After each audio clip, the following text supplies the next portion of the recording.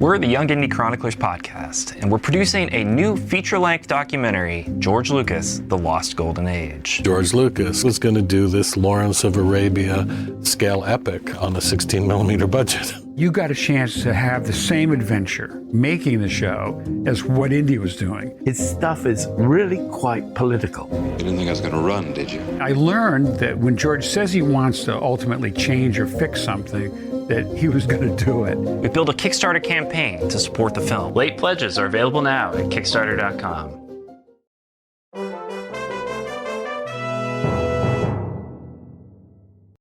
Hello there. Welcome to Force Ghost Conversations. This podcast is your home for cozy deep dives into all things Star Wars and Lucasfilm adjacent properties. This is your host, Anthony King, and each week I will be joined by fans, creators, and believers in the principles from the galaxy far, far away to discuss the thematical elements from our favorite Lucasfilm properties.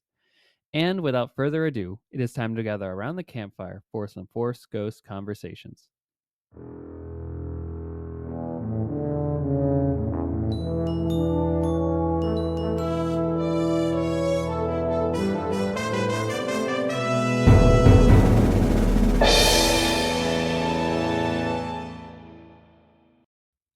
Ladies and gentlemen, it's Anthony King back at you with another episode of Force Ghost Conversations, your home for cozy deep dives into all things Star Wars and Lucasfilm adjacent properties. And we are here with another episode this week to talk about the closure or ending, I guess, of the current run of Star Wars Insider, the magazine that's gone through 237 issues, starting in October of 1987 and then going all the way through May of 2026. So just recently shuttered itself, and we are here to both celebrate, mourn, process through the whole endeavor of it all, and talk through our memories of Star Wars Insider over the years, as well as the Lucasfilm Fan Club magazine as well from the early days. And when I say we, that means we have a guest. We have Peter Holmstrom from the Young Indy Chroniclers podcast, as well as George Lucas' Lost Golden Age on the show to, of course, talk about the magazine and our experiences with that, like I was mentioning. So that'll be on our other, our main topic episode of this portion of the podcast. So before we get into that, let's do a quick roundup of Cloud City gossip. And a little big announcement just happened this week here. We got word that there's this thing called Star Wars The Experience. It'll be a museum exhibition starting at the Franklin Institute in 2027 in celebration of the 50th anniversary of Star Wars Episode 4 A New Hope. Personally, I love the Franklin Institute. It's in Philadelphia.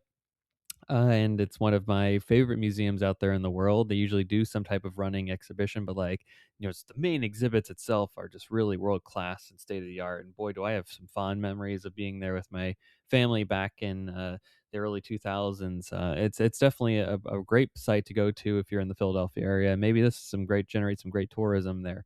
So it'll open up on February 13th, 2027, again coinciding with that 50th anniversary. I think it'll also coincide with the re-release of the 50th anniversary of A New Hope in theaters again. So that'll be great. And I think it's going to be touring I know it's going to be touring North America over the next 5 years. So it's going to be going from place to place. It's going to feature legacy props and storytelling. I'm seeing things like Darth Maul's lightsaber hilt, Vader's armor, some aliens, droids, creatures. It looks like Grogu's going to be there, from The Mandalorian. Grogu, of course, too. R2 and 3PO. Some stuff from Andor, a full-size speeder bike. Looks great. I think it's going to be fantastic. Again, the Franklin Institute is a world-class, state-of-the-art museum, so you won't want to definitely miss out on that. Or if it even comes closer to where you're at, because it's going to be there from February through September of 2027, and then it'll go where it goes next from there. But also, if you happen to be at San Diego Comic-Con, there's going to be a full panel talking about the making of this experience, hosted by none other than Ashley Eckstein, the voice of Ahsoka Tano, and it will have other people there like Matt Martin, Portia Fontes, Abby Baishi. I hope I got that right. Apologies if not. Dan Picard and Dave Edmonds from all over Franklin Institute and Lucasfilm um, studios and all that stuff. So it's going to be great. I look forward to getting there myself. Maybe it's a reason to go to Philadelphia, head back home. Like, I'm from Pennsylvania, so that's why I'm my alley. I love Philadelphia. It's like another home to me. So that is great. Go check it out. And then be on the lookout for if it comes closer to your neck of the woods, if you're not able to make it to the Philadelphia area over the next 6-7 months or so, and from February through September. So anywho, folks, that is all the news I had for this week's episode.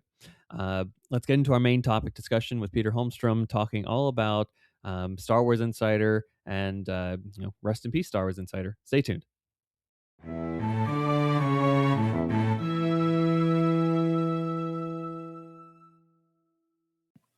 Ladies and gentlemen, welcome back to Force Ghost Conversations, your cozy home for deep dive discussions into all things Star Wars and Lucasfilm adjacent properties. And we are here with a little sad, somber episode, a post-mortem, if you will.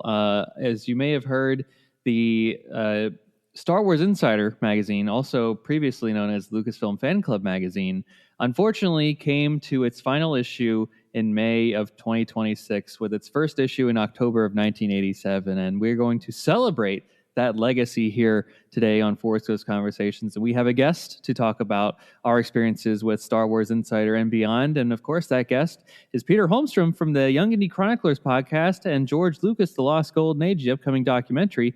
Peter, how are you doing? And welcome back to Force Ghost Conversations. I'm doing great, Anthony. Thanks so much for having me here. It's real pleasure. I mean, it's a sad topic, of course, but it's real pleasure.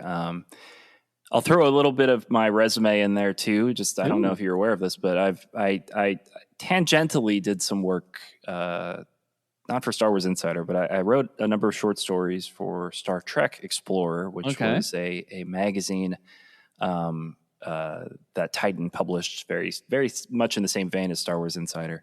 But I wrote a couple of short stories for those guys back when it was still also in print, and also it dissolved a little bit before Star Wars Insider, but around the same time. So kind of in that wheelhouse. I've had the pleasure of speaking with Dan Madsen a number of times, who was the original founder of Star Wars Insider, was originally the Lucasfilm Fan Club.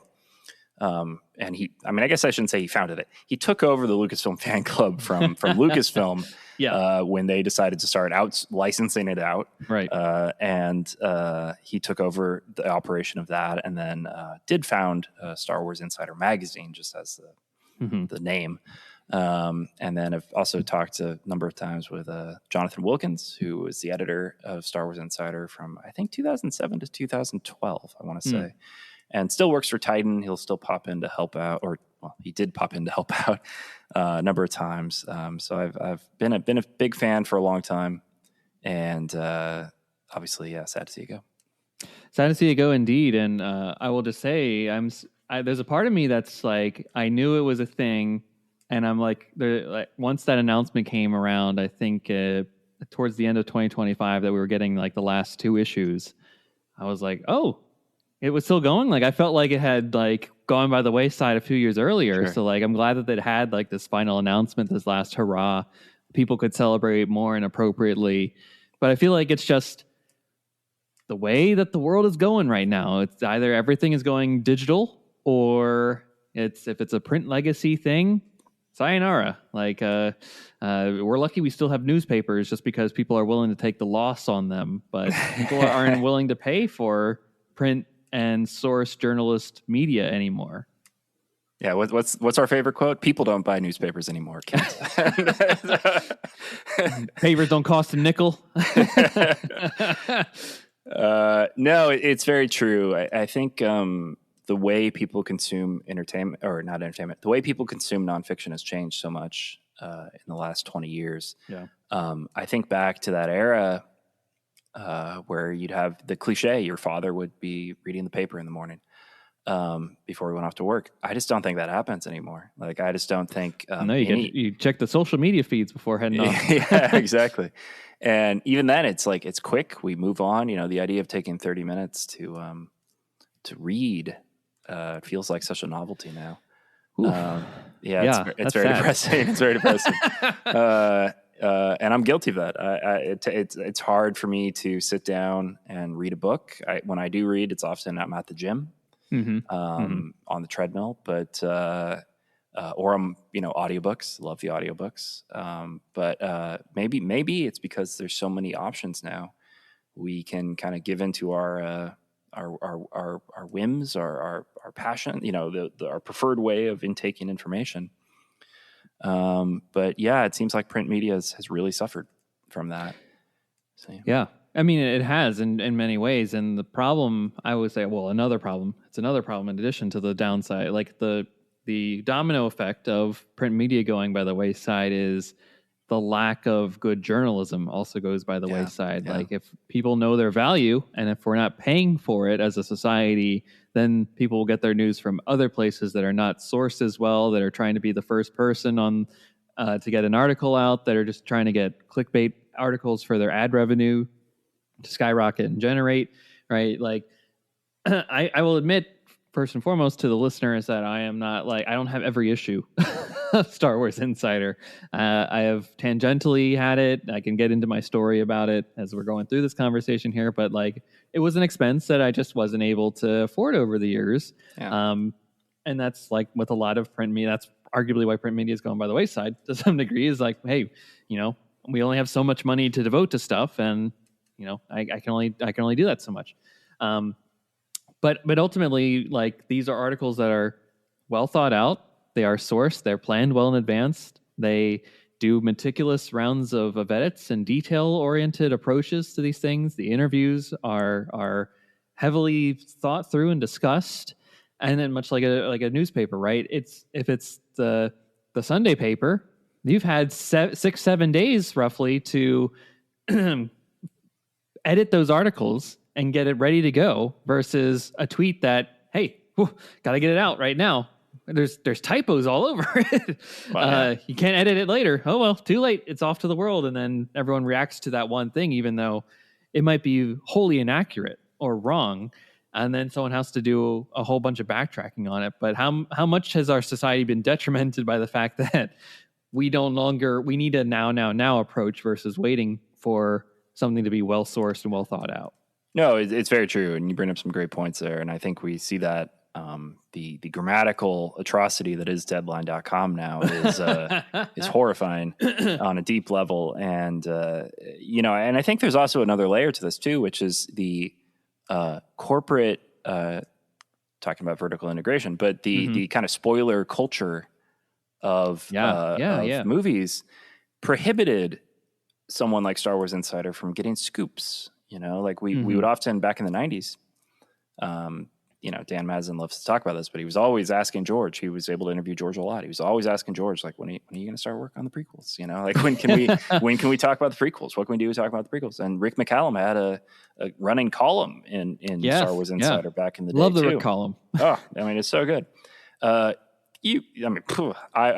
not read a lot of the more recent sequel trilogy stuff, but I would highly doubt JJ ever divulged any spoiler information. Oh my gosh!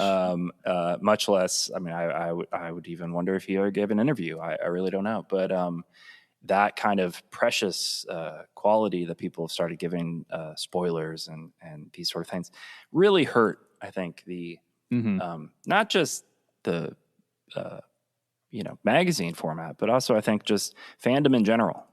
We could really go really big with this. I think there was such a feeling of family and community with Insider in the 90s and in the 2000s, anytime under Lucasfilm, basically. And StarWars.com, same thing, the prequel era of StarWars.com was great because they'd have webisodes that you could see production happening, on the new movies. Literally, there was a camera that was on set for Revenge of the Sith. And you got your Adobe Shockwave working for once, you could get it going. My dial-up internet was never that good, unfortunately. No, I think I crashed the computer so many times just trying to download a trailer. Yeah. Oh yeah. No, 100%. You have to wait all day. But it really gave you a sense of community. It gave you a sense of anticipation for this new movie. And it gave you a sense that you were on the journey, which was so great. And that's, I think, the key element to this style of fan magazine. I shouldn't say fan magazine, but magazine for the fans. But it really gave you a sense that you were part of the journey and part of this adventure. And I think lately, just because of the corporate secrecy, it's become really hard to do that.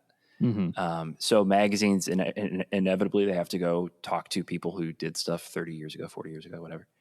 And it becomes just a little stale, it becomes just a little like, well, I've heard this story, Right. or it becomes like, I'm not as interested. There's no sense of urgency anymore. There's no sense how many of times like, can Mark Hamill be interviewed about playing Luke Skywalker? I mean, I would question if he even remembers playing Luke Skywalker at this point. Like it's but he remembers what the stories he tells, and that's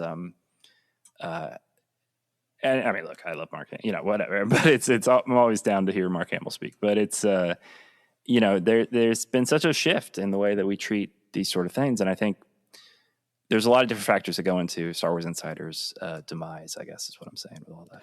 Well, you're 100% right, and I like that you brought this up here because that's an interesting point, because the way that journalism has gone too, because it's you're saying it's not a deadline scoop or the Hollywood Reporter doing the heat wave on Fridays or something like that, right? This is no longer the place of Rick's column where he's I think he literally said its film's going to be called The Phantom Menace in the Star Wars Insider, if I'm not mistaken. He divulged the title right then and there in an issue, right? He was breaking news. Whoever got the permission to print it. They're like, holy cow! Like, could you imagine? Like, that's a tweet nowadays. It just shows the evolving landscape of media, and you're right. It is going to get stale when it's just rehashing memories of the past, and at that point, why are we keeping this thing running if it's just going to be consistently, hey, wasn't that cool that we did that 40 years ago? Or I think some of the last issues was like the 10th anniversary of The Force Awakens, so maybe you would have gotten some like news and interviews that we were a little hush hush back then about that. People are finally willing to either talk about, or NDAs are up, kind of stuff like that. So maybe that had some fruit in there.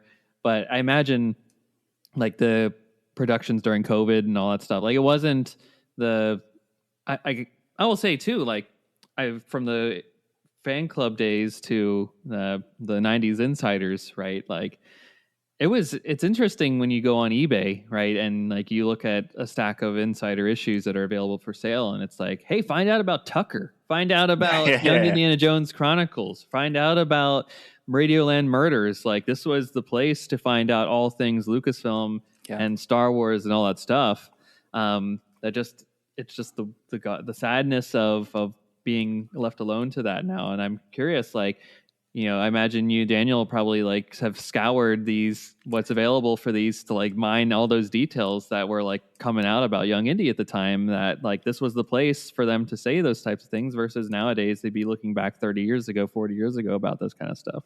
Yeah, no, it's very true. I mean, there was the cutting edge approach to these things, and you got a sense of the anticipation, the hope that George would have for the future of everything he was doing.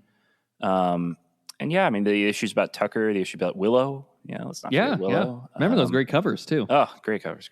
But it's great. And, like one of the best, I mean, this is an insider, but George actually wrote an essay all about Indiana Jones for TV Guide, because Young Indy is on a TV Guide issue back in the day. And again, like, I mean, I'm sure he was paid a little bit, but it's definitely not we're not talking loads of money here. And yet George understood, and companies and business people in general understood back in the day, that there's this interconnected web of information and of merchandise and of licensing and of all these various aspects that add into the whole of a company's profit.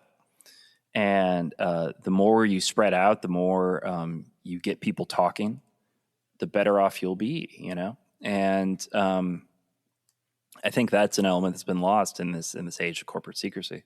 And I mean, the glory days, of the 80s and 90s, the Lucasfilm fan club existed in the kind of the late 80s. It really started up around the time of Willow, and then it kept going for a while. And then once the prequels were formally announced, then they shifted back to calling it Star Wars Insider. But even then, you'd have talk about Young Indy, you'd have talk about other topics, I'm sure Strange Magic even came up once or twice. But, Kingdom of the Crystal Skull probably had its Kingdom moment of Crystal too. Skull, absolutely, Yeah. absolutely. But these things all interrelated, interconnected. And Dan Madsen when he was running it, and then it became Wizards of the Coast for a short period of time. They took over ownership, but then Titan bought it from them. And during that time, like these guys, they paid Lucasfilm a licensing fee, but they also had a lot of access. They had a lot of unfettered access. And that's something that I doubt they had. I don't know this. At all. First, no, this is not me divulging any information or anything, but I would imagine that they just didn't have that sort of access by the end of the process. So. Well, I think one of the things that I would say about like the legacy of Star Wars Insider is that it came out in this time where specialization was just at its cusp. And when I say specialization, like the focus of a very narrow niche on like, oh, it's just going to be about Star Wars. You mentioned the Star Trek one, which I think preceded this a little bit. It did, yeah. Just because like that's often where George would get the ideas of like, hey, we can do this. Dan Madsen, of course, being a part of that as well. And like nowadays, everything is specialized. Like I'm on a freaking Star Wars podcast right now. It's not like it's a global world, everything's on the table podcast. No, it's a very special. You're on the Young Indy Chroniclers, right? Even more special. even more special, right? And dozens of us every worldwide. There are tens. There's only one in the Young Indiana Jones Chronicles. But it's like, we live in a world now where everything is so hyper focused. Like there's not like, there will be podcasts about like a specific set of like couple years of the Roman Empire instead of just even talking about the grandness of that self. Right. Yeah. So, this kind of gets that ball rolling to some degree here and utilizing the media form of the era. But to a degree, I like that, but I also see where we're getting to this point in the future, which is also leading to some of the problems that we have in our modern media landscape. But it's also nice that like, hey, I love Star Wars a lot. And I love what Lucasfilm is also doing with Indiana Jones and Willow. And there's one sole place that I can say, hey, here's $20 for the year, and I'll get an issue quarterly or something like that, and call it a day, and I'll get my updates for the year. Like that's awesome. Yeah, and as we talk about just the way things have changed too, it kind of makes me a little sad that these companies, and I won't just say Titan, but that these companies in general just didn't quite keep up with the times, Yeah. And I don't just mean doing digital, like Titan did digital versions for many years of their magazines. But what they needed to do, I would have said, would be to do what we're doing, to do a podcast, to do maybe audio versions of their magazines. Obviously that takes at least for the interviews, money. Right? Interviews, absolutely. And have that maybe be exclusive for subscribers. Or you have a free version and then you have a subscriber version on top of that. Who knows? But that's kind of like the Hollywood Reporter and Deadline do now, right? That's a good point. Yeah. I haven't taken any of those in, but you're absolutely right. And I think that's really what they needed to have done. I think ultimately, you get a company, they had a lot of success for a long time, and they still are. It's not like Titan itself has gone away. Like they're still doing very well in their book publishing world. Publishers of Rebel Moon books. If that's right. That's right. Very well. No, it's New York Times bestseller. New York Times bestselling Rebel Moon books. But they're still doing very well. I think the Doctor Who magazine is maybe still going. I'm not sure. Not sure. But good for them. Yeah, Doctor Who has a very, very ravenous fan base. But that might be all that they have. That's true. Because, I don't know if the show's coming back anytime soon. So it's like talk about, hey, let's go back and talk about the past. yeah. I mean, truly, and that's all they want to talk about. So, right. But yeah, I think maybe that if they had figured out ways to maintain relevance, rather than just kind of hoping that people would come back to magazines, that might have been helpful. To a degree, I think people have come back in some ways. I have seen a number of small mostly fan-run, volunteer-run magazines really pop up over Yeah, the those last few years. fanzines. Yeah, and they're very, these days it's very easy to make a very professional-looking magazine. Sure. And they seem to be doing decent. Like they'll sell them for similar price points, but they'll do decent numbers. But profits are low, and Titan's obviously a major company, so they had to make some harder decisions about like, how do we keep people employed? And they have these things called living wages, which is a foreign concept. Yeah, to never some heard of us. But but a salary. a salary, yes. The Brits, they have these things called honor and unions. Yeah, well, unions too. But yeah. So it is very sad, and it's and I wish it would keep going. I mean, it makes me. I've not been a subscriber for a long time. I wish I had been, just for this, just to say like, yeah, I was there till the end. But but you can still buy it. That's true. That's true. I could still get the back catalog. But yeah, I mean, a lot of great people work there. A lot of great material did come out of there. We got a lot of great scoops too. I mean, my God.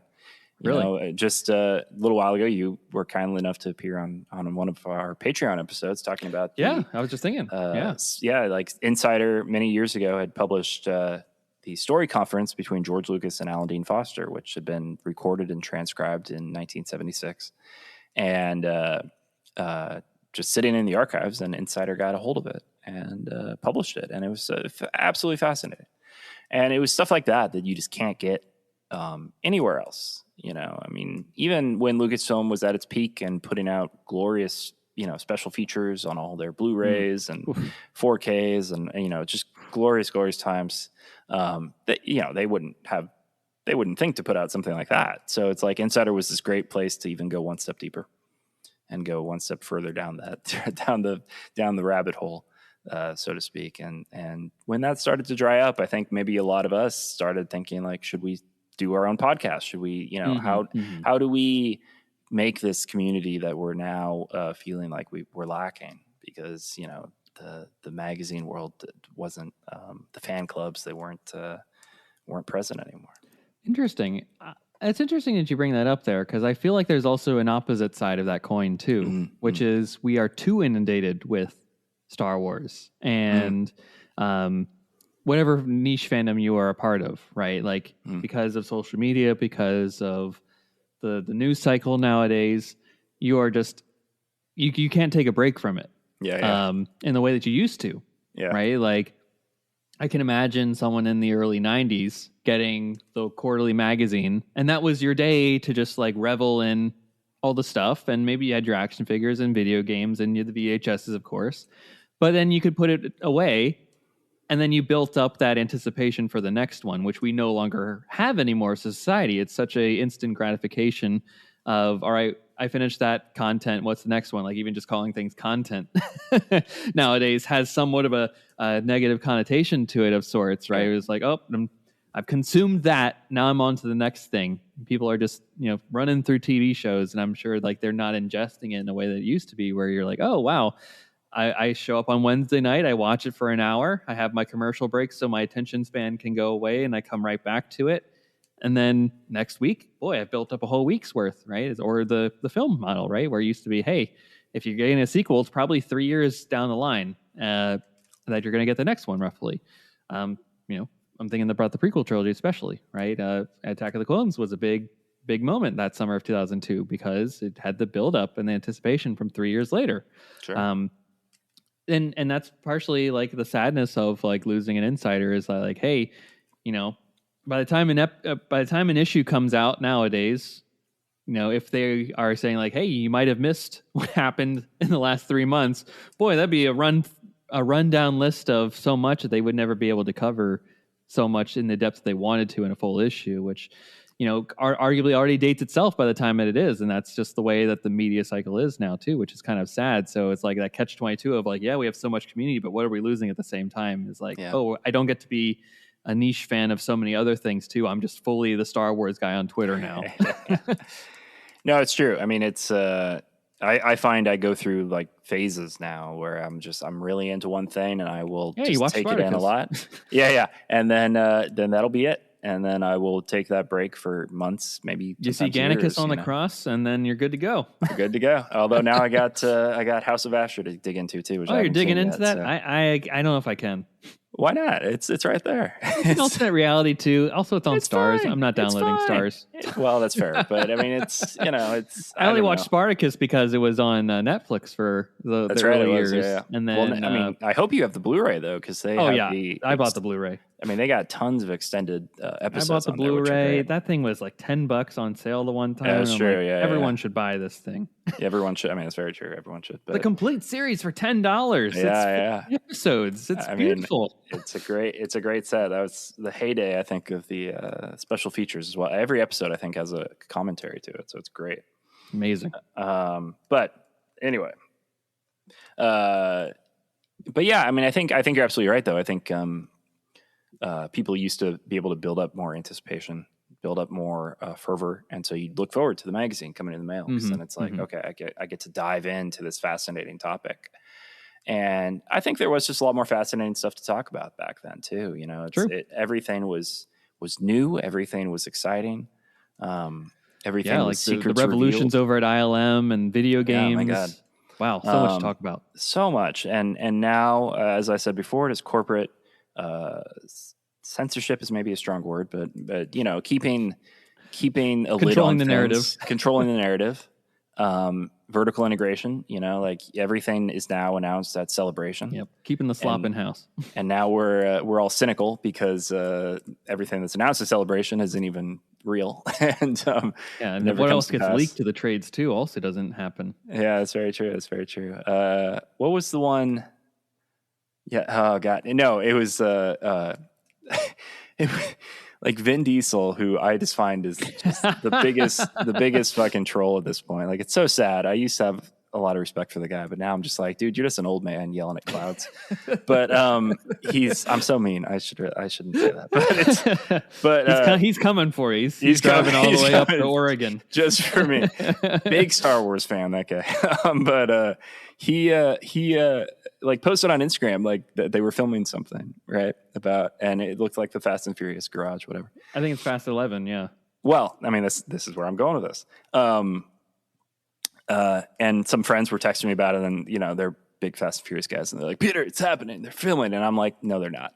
They're not filming. That is absolutely not happening. And then like the next day, there was like a Deadline article about like Fast Forever starts filming, and they're texting me again. They're like, Peter, it's happening. This is what's happening. And I'm like, it's not happening, guys. It's not happening. This is a Plants article. It's not fucking happening.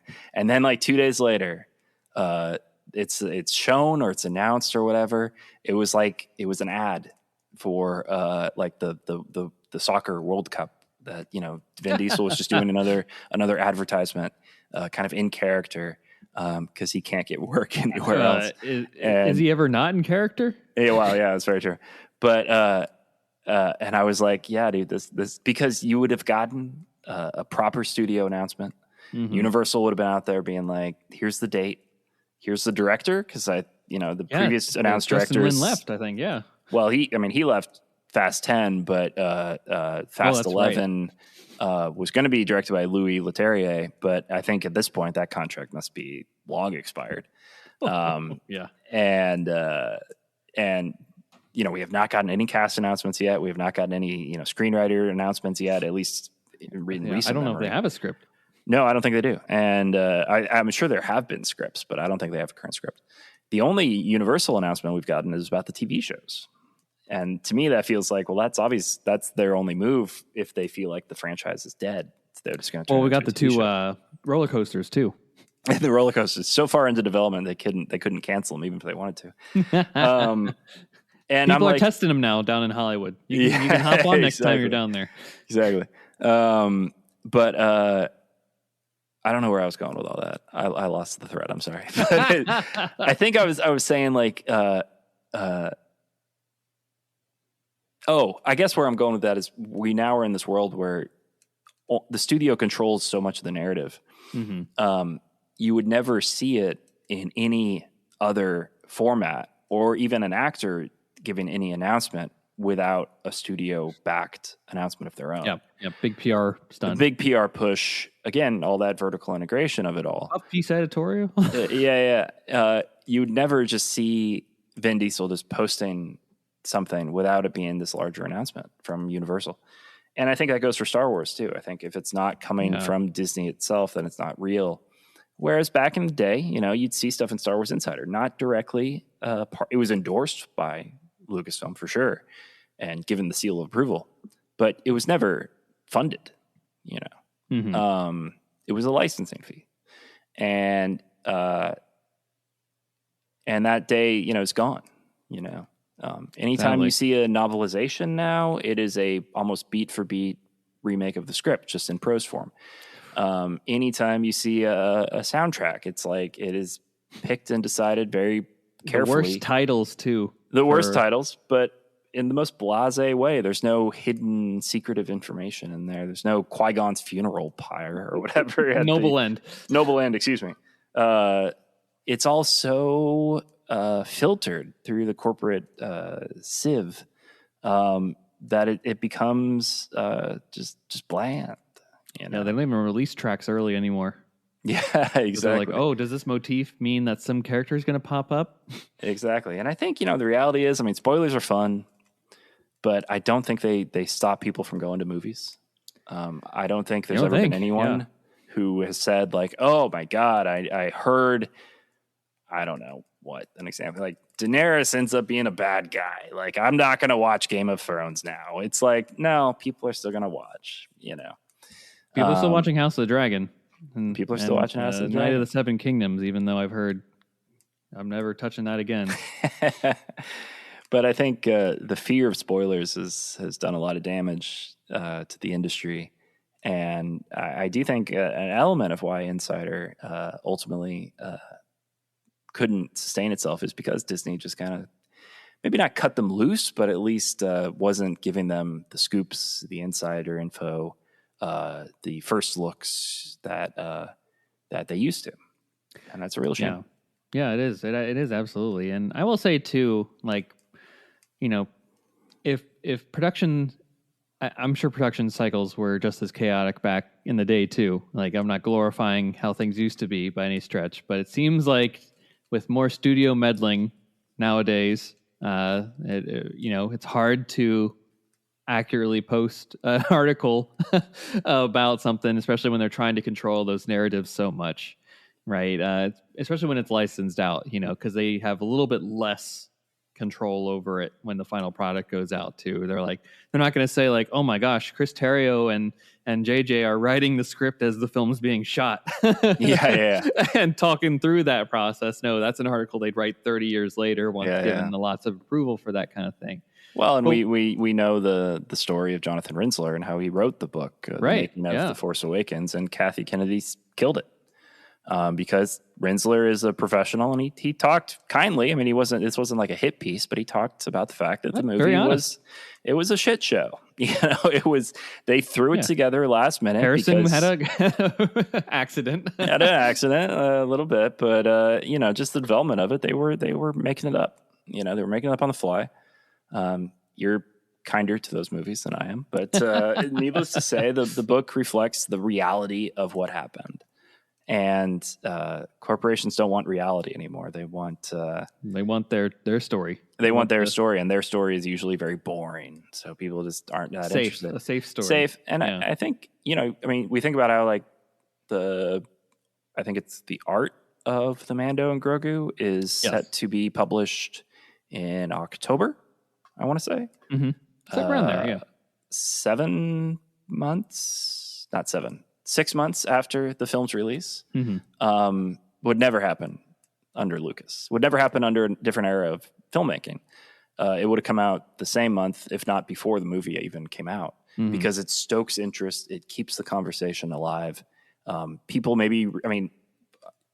I read this, I think it was John Jackson Miller talked about this, how the comic book adaptation for Crystal Skull was the final time in film history that a comic book adaptation started to be released before the movie came out.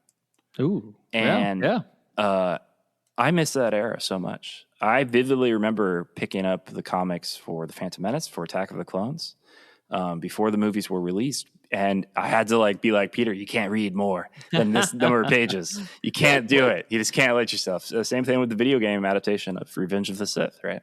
Comes out before Hey, the Lego game too. The Lego game, yeah. And you know, I personally was like, I can't play this far, and I could play up to like the end of the first, I could kill Dooku. That's all I could make it before. But then after that, I had to go watch the movie before I went further. That was a hard mission too. You could have got stuck on that easily. It's a great game. God, that was a great game. I got to dig it out somehow. Hey, it's available on the Xbox store. I don't know if you have a Xbox That's true. or That's PlayStation, true. but it's available. Yeah, that's true. I still have my old PS2 though. I wonder. I could just probably buy an adapter or something. Just plug that's it true. in. That's true. I don't know. But Lucas, I think he and his marketing team and the licensing team, like, they understood that it all just stirs the interest. It all feeds into this fervor around a property. No one's going to play the video game and not go see the movie. They're not going to be like, oh, I got spoiled because X-Men Wolverine Origins might speak otherwise to that. Arguably, though, that movie still did fine. It wasn't Writer's a huge strike, hit, but strike. It still did fine. Financially, it got them. Which is amazing to me how much the 08 writer's strike, the 07-08 writer's strike impacted the industry so much more than the 22-23 writer's strike. Well, yeah, but I think that's a whole other podcast. Yeah. In short, there was more stuff being produced back then, and they paid more writers, so there was more people. And were people working on stuff when they shouldn't have been, Peter? I think in the more recent strike, yeah. Yes.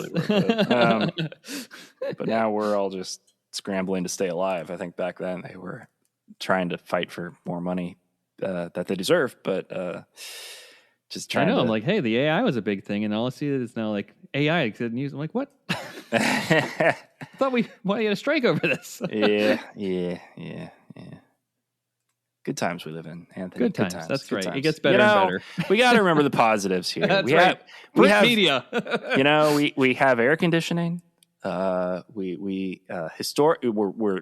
apparently, I read this the other day. We're sleeping more than we ever have in human history.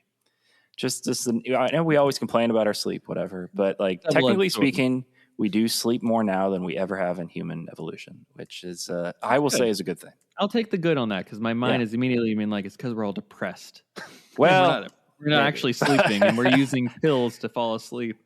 Well, I'm sure there are a lot of those people, but a lot of people though are just anyway. We got better beds than those. We got better beds than they ever have. We're not sleeping on some like feather mattress. No, or just straw, or or the ground. The ground, in a cave. You get your arm to be your pillow. That's about all you can do. That's we have beer whenever we want it, or we have energy drinks for you whenever you want it. Sure. These are good things. So the world's it's a paradigm shift. We're switching and we're all adapting. And there are two more positives I want to note from the legacy of Star Wars Insider, and one being that I would say recently, in the ones that I've had, they've published actual canon stories. Sure. I think that's been a consistent thing throughout the years, especially in the Disney era. They've still done that. So, that was a draw for people for so long to be like, hey, there's a in-universe Star Wars story that I'm getting because of this thing. And that, that's great work out there that still needs to be uplifted and supported. And sometimes they'll release if it's like an arc, sometimes they'll do that. They'll release the stories in a collected binding book, which particularly for the High Republic initiative that they did over the last couple of years, they've done that for Star Wars Insider short stories there, which has been great. And the other thing too that I will add as we close up our conversation here is that I will show you really quickly though. Oh yes, please. Because I have one here from the Star Trek side of things. Ooh, this is one of those hardcovers you're referring to. Yes, it's the exact same one that I can picture. I have over my bookshelf over there. Because that's my name right there. Look at that, Peter Holmstrom. He's a real author, folks. I'm a real boy. He wasn't just spitballing. This isn't AI. This isn't. I'm not just talking to an AI chatbot here. Yeah. But they did such good work, and they really do. It is sorely missed. I think, especially now, given how hard it is to get short stories published and really make is. any sort of money no on one's them. publishing them. No, so it was really positive thing. I do wonder who will pick up the mantle of that. You know, like I wonder, you'd know this more than I would because I'm kind of out of the loop on this, but are there Star Wars comics currently in publication? Like, are they still? Yes. Okay. Yep. Marvel has the main license. They do a couple things right now. The main Star Wars line, I think a Vader line is still going on. Still going on. Okay. I think a Dr. Afra Is that still still going on. Oh my god.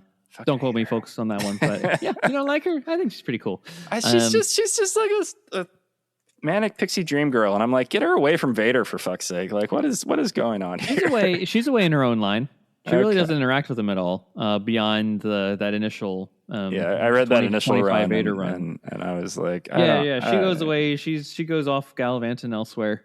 Okay. She's fine. She's off on her own thing. But yeah, they do that, and then Dark Horse has like the young adult stories that they'll do, particularly for the High Republic. They had that, and I'm sure they're doing other adventures on there for more that lower, younger reader kind of audience. So, and then Disney will also self-publish sometimes some other comics in that space. So yeah, they're keeping up with the times, at least somewhat over there. They're keeping it regularly going. Okay. So I'll also add my last point here. The other positive I would say is like what grew out of the Lucasfilm Fan Club magazine, Star Wars Insider, that Dan Madsen connection is that this all, in my mind, this is what then leads to, hey, let's have a gathering of people, which leads to the first celebration in 1999 there as well, also coinciding with the release of The Phantom Menace. And now it's selling out in 2 hours for the 50th anniversary celebration in Los Angeles in 27. So, like, you know, from humble beginnings at the Air Force Museum in Denver, where it's pouring, now leads to downtown LA, big convention center, sold out all 4 days. Like, incredible experience. Like, wow. And humbly, you might say it's because of the Lucasfilm Fan Club magazine that's where it gets the ball rolling here. Like, hey, let's have this community in live action. You know, very directly, I think the first one was run by Dan Madsen through the Lucasfilm Fan Club. So it was very directly responsible for that one. I think, unfortunately, the second one, he had sold his company by then. So I don't know who ran the second one, but currently it's run by Reed Pop. Yeah, but nevertheless, comments aside, right there. But nevertheless, anytime I'm at Celebration, I feel that same cool feeling I have every time I go. You know, it's a great place, great community. Those of you that have tickets, congratulations. That's all I'll say about that. But I thought you got tickets, didn't you? I have like. You didn't get all days. You got like 2 days, didn't you?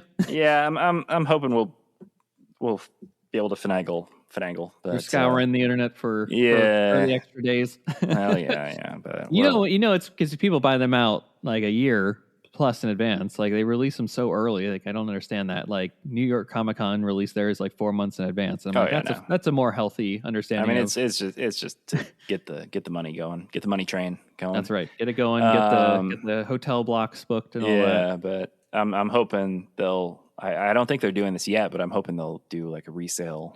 They'll certainly. Site. Yeah, closer to. But that'll be the 4 months out. I hope so. I mean, or they'll find tickets. Yeah. But that's my hope. Or, you know, if Daniel and I are lucky enough to get a panel there, I'm sure we'll get a badge because of that. Oh, that's true. But, you go press badge or but vendor badge or whatever. At the moment, I don't think they're taking applications, so I think we're still waiting a little bit. Not yet. Can Young Indy to Young Anakin make another appearance, or will that be George Lucas, The Lost Golden Age? Our plan is, I think, we'll label it as one, but then we'll secretly talk about the other. It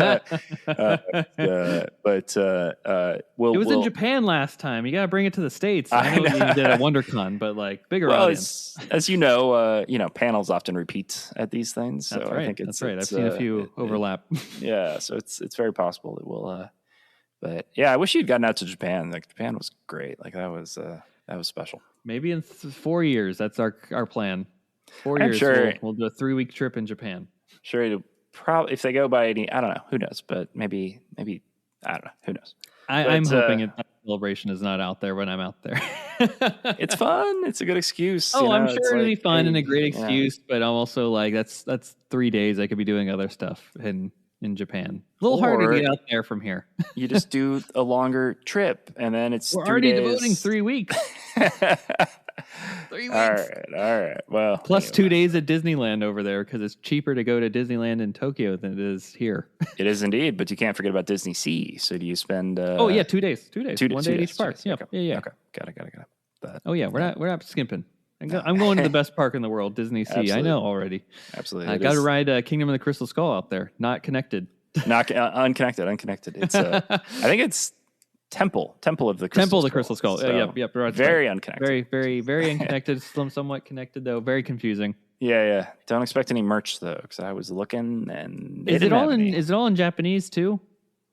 Yes. So you don't. I don't know. I won't even know what the story is. Nope. it'll just be fun riding. Woo! It's fun, right? I mean, I'll tell you, the ride itself, it's very similar. Like it's almost identical. But yet it's still a great time. And, Well, hey, it's fine with me. And yeah. thank the good Lord that they're bringing it over here too. So it'll be great. It'll be great having Is that what they're? What? 2027. I mean, I Animal guess. Kingdom. Yeah. But is that I thought that was a whole new ride, though. Is that not a whole new ride? It's not because they're just using the track for the dinosaur ride, which is the same one as the Indy Adventure over in Disneyland. So it's the same ride system. Now the story Okay. might be different. It's supposed to be Yeah. set in South America, so I Yeah. imagine it's probably going to be somewhat different. Huh. But the overall experience is technically the same.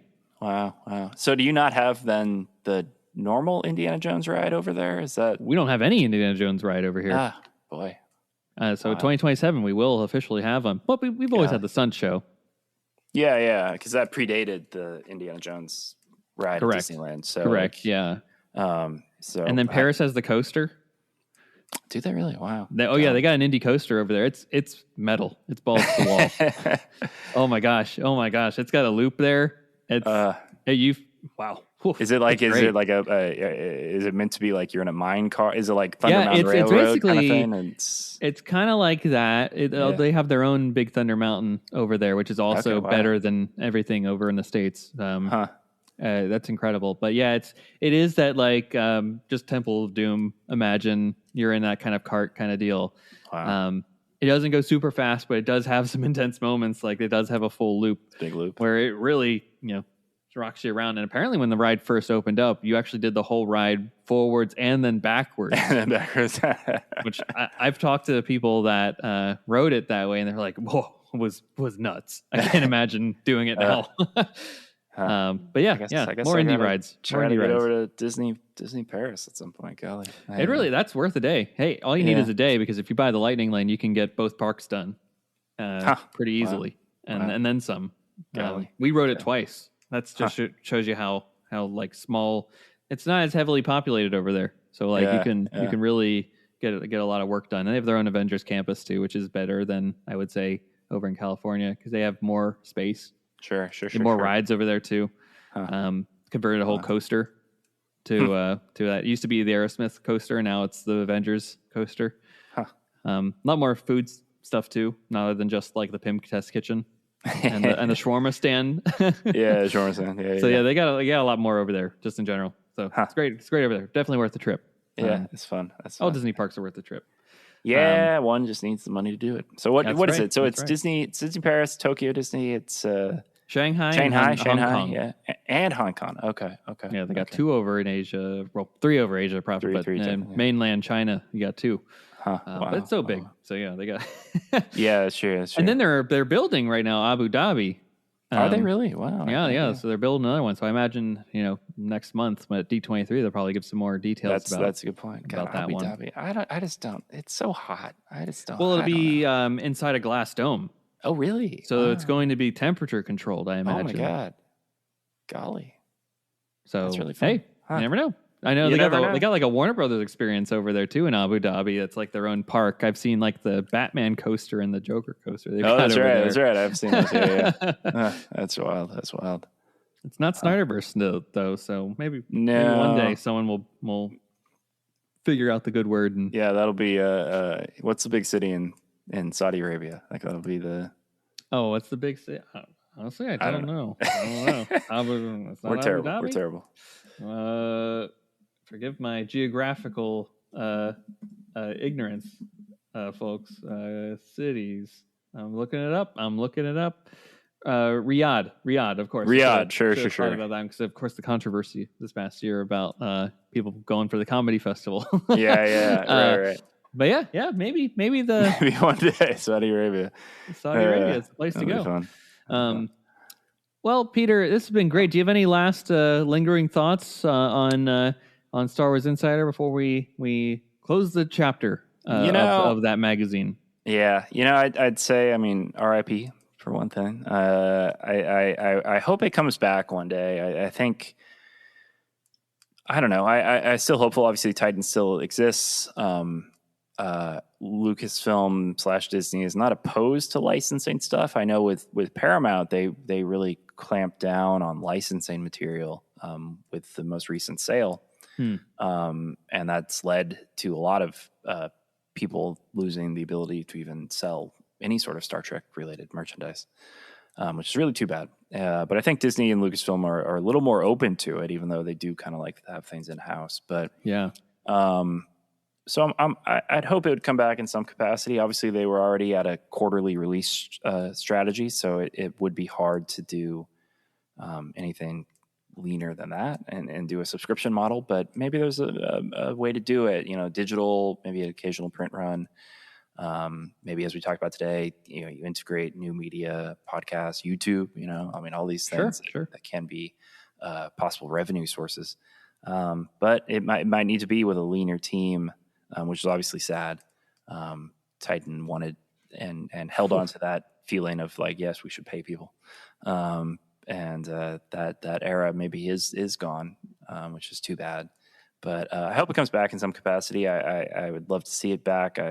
Everybody over there is so passionate and such fans of their own in their own right. So I guess we'll always have the memories of the Rick McCallum column and things of that sort, and the George Lucas interviews that Dan Madsen would make. And, the back catalog is absolutely worth checking out for anyone who's interested. Yes, and all that. Well said, Peter. And, for the historical documents that they are too, right? Like that is a treasure trove of information, especially for those early issues. Like I just love seeing that, like, hey, like there's a whole main article of this thing is all about the Last Crusade and the Dan Madsen's time on set, or the Tucker and Willow of it all, right? Like getting 1-on-1s with Ron Howard.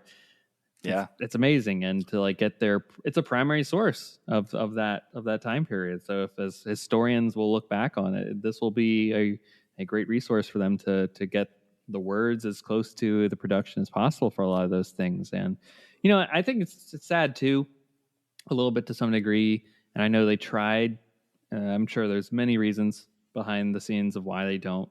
But I love those when it was the Lucasfilm Fan Club magazine, because it wasn't just Star Wars. And that's kind of like, I think, a missing aspect of the Lucasfilm in the new Disney era, is that it's not anything really, they tried, but it's not really anything but Star Wars now. And it doesn't seem like it's going to be anything moving forward as we get the Filoni era. It's like, I doubt he's going to try and like start up a whole new IP under the Lucasfilm brand. Little less probably, again, that corporate safety net that they're trying to, like, we know Star Wars is an IP brand that we bought this for $4 billion and we will make our profit on Star Wars and Star Wars alone. But they're not taking the risk of like creating another Willow, or they probably Indy's probably put to the wayside for quite some time, I bet. No, and you're absolutely right. Not buying up a new book IP or something like that and starting to run with it. Well, they absolutely should have. I mean, there was a brief time where they were doing that. I don't know, what is it called? It's it is being produced right now, but it's like an all black cast. It's Oh, the Children of Blood and Bone. Children of Blood and Bone. Yeah, Was yeah. very excited. Read the book. Thought it was great. Yeah. And then apparently the author is distancing herself from She is. the It's Paramount very production too. It's very so funny to see. I don't know it. what's going on there. I don't know either. It's like I don't. It's just wild. Like that. Like I'm not touching I'm that. like, yeah. I'm like, are we gonna watch this movie? And they'll like, I don't know. I don't know. It's very wild. Like, is this another Shining thing? Is this going to be Stephen King like hating the project and property? I will argue Stephen King is mistaken in his feelings about. I mean, that I think movie. he is too. I think it's actually a way better adaptation than he gives it credit for. But what does he think about Dr. Sleep? Though would be my question. Yeah. No. Yeah. That's. Yeah. More in his wheelhouse. Who knows? But never. I mean, I guess the hatred of the movie made him write Dr. Sleep. So I guess there's that to a degree. But I like the movie. The movie's fine. And then when they make the movie of Dr. Sleep, they of course have to like tie it into the visual elements of Stanley Kubrick's The Shining. Yeah. So it's like I can't win. Yeah. I mean, although I think they did. I liked it. I like that. I mean, it wasn't so heavy-handed. It was just like, here's a moment. Correct. Or two. Yeah. And anyway, but no, I think Disney and Lucasfilm absolutely need to be taking bolder chances, making a $10 million movie, new IP, and just seeing what sticks. I think that's been a big issue with Hollywood in general, is that they're not throwing spaghetti at a wall anymore. And I think they used to, and they kept budgets very low. And if you have 1 out of every 30 make a big splash, be the obsession of the year, whatever, then you've justified the costs that maybe you've lost on all the other films. And that's presuming you have 100% loss on all the other films. Odds are you're going to make a certain amount back. And maybe over time it'll make a decent amount back, but you need to be taking chances. And Lucasfilm needs to be doing that. New IP. I want a new Star Wars. I want a new Willow. I want whatever is going to be the next generation's version of that. And then, there can still be the Star Wars for us, for sure. But we need to be speaking to the next generation. And they're nobody's doing that. And it's and so it's left to the YouTubers. Yeah, they're someone's creating it for them. They're doing it. And YouTubers, now it's TikTokers, they're making whole web stories. Yeah, and now the corporations are trying to play catch up, and they're buying up all these YouTube properties, and which is weird in its own right, but it's but like, I missed the boat. Dang it. Well, yeah, there's that.